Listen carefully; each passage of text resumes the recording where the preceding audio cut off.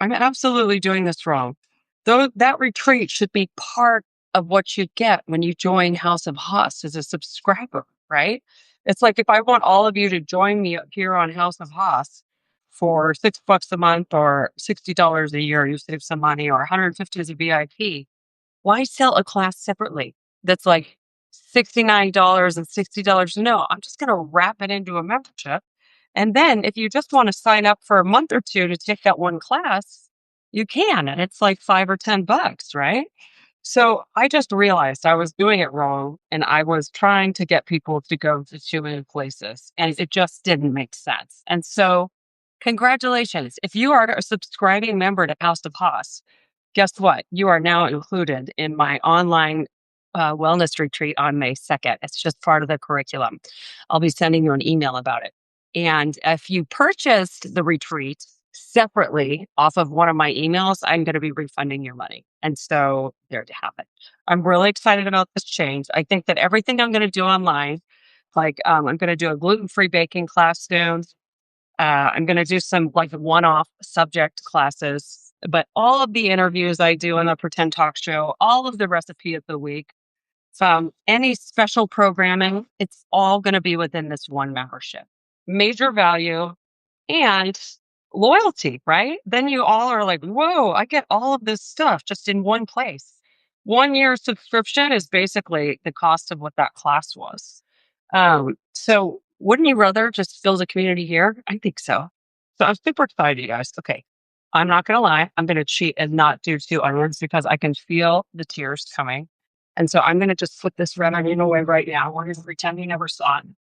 And it's going to be just fine because I also think that if I'm trying to go really heavy on the protein here, you of course want onion and garlic and sweet potato, but you also want allisons. Or I'm looking to see if is there protein, and do beans have much protein?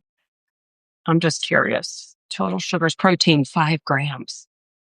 Amazing. And a half a cup. This is going to have like 35 grams of protein per serving, by the way, in this chili. And I know we're all interested in that these days. Okay. So let me just turn this on. I'm going to let the tears start and we're going to crank through this.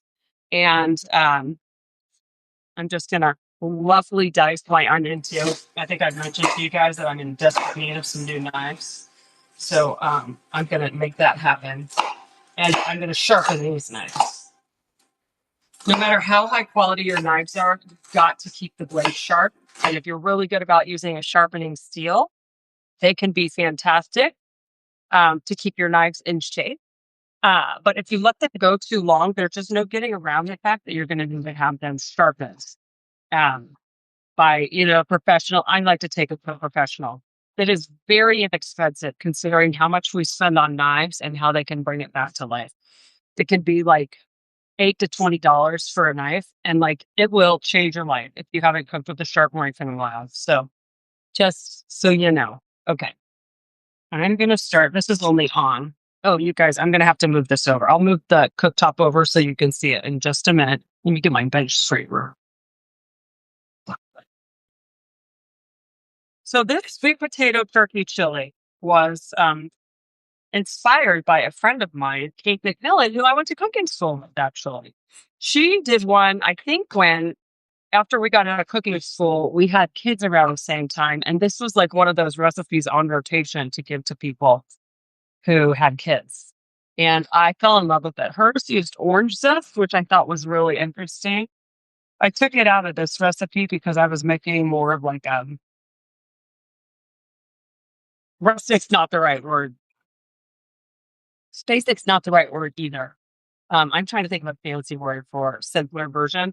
I didn't want to throw people off. Let's put it that way. Like, especially with when my kids were younger. So I took out the orange zest, but I kept a lot of the flavor profile. I love the sweet potatoes in here.